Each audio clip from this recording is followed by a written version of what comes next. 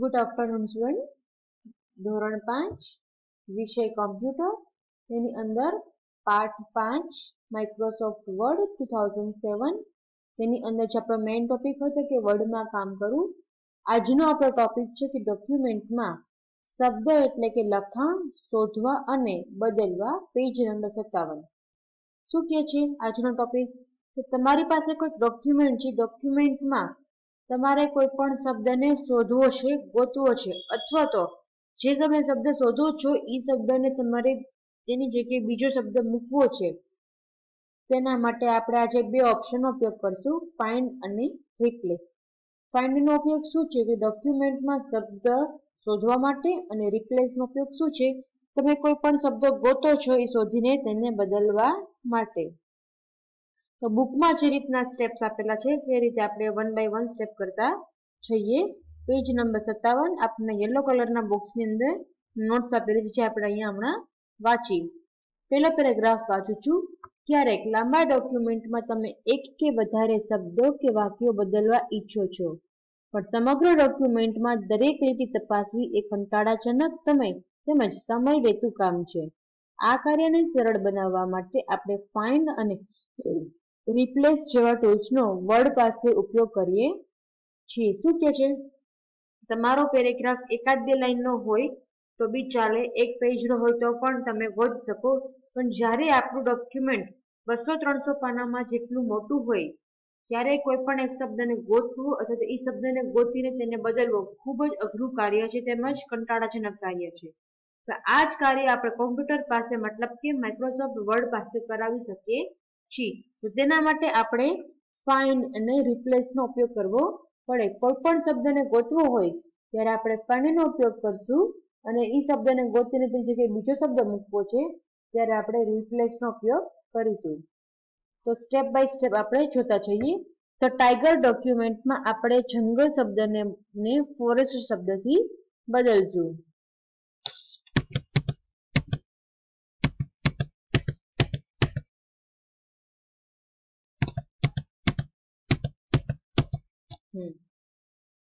તો સૌપ્રથમ આપણે માઇક્રોસોફ્ટ વર્ડ ઓપન કરી લીધેલું છે, તેમાંથી આપણે ટાઈગર નામની ફાઇલ આપણી ઓપન કરેલી છે. સ્ટેપ નંબર 1 શું કહે છે કે ટાઈગર ડોક્યુમેન્ટ ખોલો, તો કે ખોલી લીધેલું છે.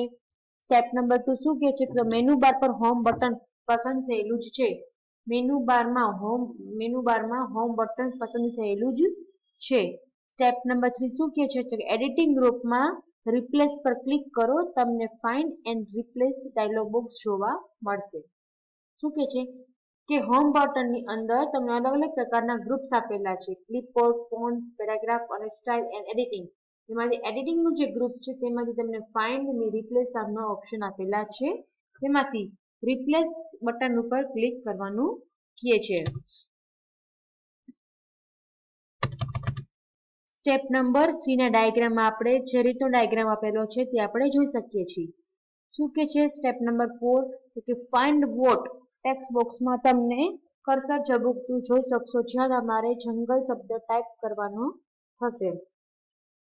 તમે ફાઇન્ડ અને રિપ્લેસ બટન ઉપર ક્લિક કરશો એટલે આપણને એક નવો ડાયલોગ બોક્સ જોવા મળે છે. શું છે તેનું નામ? Find and replace. તેમાંથી આપણને બે ખાના જોવા મળે છે. ખાનાને આપણે શું કહીએ છીએ? Text box. ટેક્સ્ટ બોક્સ એટલે કે ટેક્સ્ટ એટલે કે લખાણ, અને બોક્સ એટલે કે ખાનું, જેને આપણે ટેક્સ્ટ બોક્સ કહીએ છીએ. તેમાં આપણને બે ટેક્સ્ટ બોક્સ આપેલા છે. સૌથી પહેલું છે ફાઇન્ડ વોટ એટલે કે શું ગોતવું છે, અને બીજું છે રિપ્લેસ વિથ. કોઈ પણ શબ્દ તમે ગોતો છો તેની કાઢીને તમારે કયો શબ્દ મૂકવો છે એટલે કે રિપ્લેસ વિથ. તો આપણને શું કહે છે સ્ટેપ નંબર 4 માં કે જંગલ નામનો શબ્દ ગોતવાનો છે. તો આપણે જંગલ લખેલું છે, ફાઇન્ડ વોટના ખાનામાં આપણે શું લખેલું? જંગલ લખેલું છે. પેજ નંબર 58 સ્ટેપ નંબર 5 શું કહે છે? ટેબ કી દાબો તથા રિપ્લેસ વિથ ટેક્સ્ટ બોક્સમાં ક્લિક કરો. હવે એક ખાનામાંથી બીજા ખાનામાં જવા માટે કીબોર્ડમાંથી હું ટેબ કી દાબીશ એટલે મારું કર્સર અહીંયાથી આવીને અહીંયા આવી જશે. અત્યારે મારું કર્સર મેં ઉપર રાખેલું છે, હું ટેબ કી દબાવું છું એટલે મારું કર્સર ફાઇન્ડ વોટમાંથી રિપ્લેસ વિથના ખાનામાં આવી ગયું.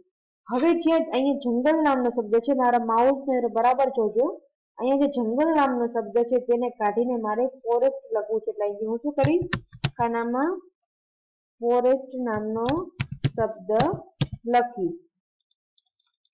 સ્ટેપ નંબર 5 ના ડાયાગ્રામમાં જે રીતનું લખેલું છે તે રીતના આપણે સ્ક્રીન ઉપર જોઈ શકીએ છીએ. સ્ટેપ નંબર 6 શું કહે છે, ડાયલોગ બોક્સમાં નીચે ફાઇન્ડ નેક્સ્ટ બટન ઉપર ક્લિક કરો. ડોક્યુમેન્ટમાં જંગલ શબ્દ હાઇલાઇટ થશે. શું કહે છે કે હવે જે ડાયાગ્રામ છે તેમાં અહીંયા ફાઇન્ડ નેક્સ્ટ ઉપર ક્લિક કરશું એટલે આપણને જંગલ નામનો શબ્દ હાઇલાઇટ થયેલો દેખાય છે, જે આપણે સ્ટેપ નંબર 6 ના ડાયાગ્રામમાં જોઈ શકીએ છીએ. સ્ટેપ નંબર 7 શું કહે છે,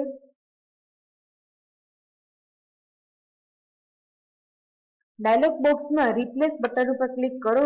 જંગલ શબ્દના સ્થાને તમને ફોરેસ્ટ શબ્દ દેખાયેલો જોવા મળશે, તેમજ એક નાનકડું ડાયલોગ બોક્સ જોવા મળશે.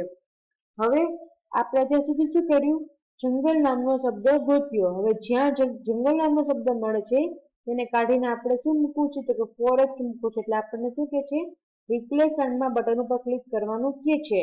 તો તરત જ અહીંયા જંગલની જગ્યાએ રિપ્લેસ નામનું બટન આવી ગયેલું દેખાય છે.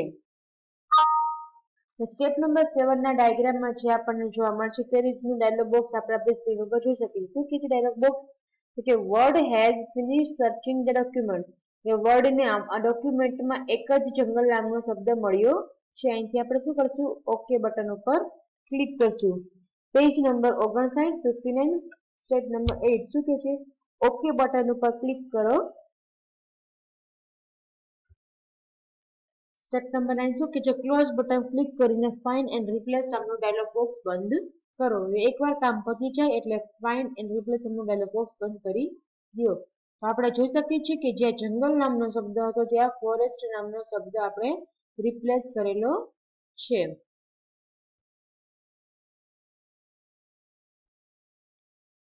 ફરીથી આપણે રિપીટ કરીએ, ફાઇન્ડ એન્ડ રિપ્લેસ એ શું કર્યું આપણે ત્યાર સુધી. સપોઝ કે આપણે ટાઈગરને શબ્દ બદલવો છે, તો પેલા ટાઈગરને પેલા રડ કરી લઈ, તો જ્યાં જ્યાં એ બદલાય તો આપણને તરત જ હાઇલાઇટ થાય. આપણે એને ગ્રીન કલર કરી નાખીએ.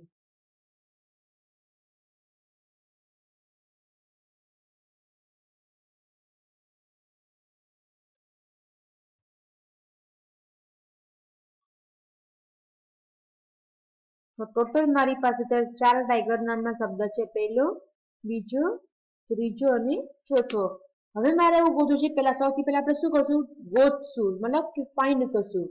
તો અહીંથી હું શું કરીશ, રિપ્લેસ બટન ઉપર ક્લિક કરીશ. ફાઇન્ડ વોટ, શું ગોતવું છે તમારે, તો કે મારે ગોતવું છે ટાઈગર. તો અહીંયા હું શું લખીશ, ટાઈગર લખીશ. હવે જ્યાં જ્યાં ટાઈગર લખેલું છે ત્યાં મારે સપોઝ કે લાયન નામનો શબ્દ મૂકવો છે, તો અહીંથી હું શું લખીશ, લાયન. સૌથી પહેલા હું ફાઇન્ડ ઉપર ક્લિક કરીશ એટલે અહીંથી આપણું ગોતતું જશે. ગોત્યું, 1 2 3 4. હવે એને ક્યાંય ટાઈગર નામનો શબ્દ મળતો છે નહીં. તો હવે આપણે શું કરશું, રિપ્લેસ કરવું છે. તો સૌથી પહેલા આપણે કર્સરને સૌથી ઉપર મૂકી દઈએ. અહીંથી રિપ્લેસ, શેનાથી, ટાઈગર નામનો શબ્દ કાઢીને શું મૂકવું છે, તો કે લાયન. હવે સપોઝ કે એક એક શબ્દ કરવો હોય તો રિપ્લેસ ઉપર ક્લિક કરશું. એટલે એને ગોત્યું, હવે રિપ્લેસ કરશે. પાછું એને ગોત્યું, અહીંથી આપણે રિપ્લેસ કરશું. પાછું એને ગોત્યું, અહીંથી પાછું રિપ્લેસ. પાછું એને ગોત્યું, અહીંથી રિપ્લેસ. હવે ના પાડી દે છે કે word has finished searching the document. હવે એની પાસે કોઈ ટાઈગર નામનો શબ્દ મળતો છે નહીં. અહીંથી ઓકે, અહીંથી ક્લોઝ.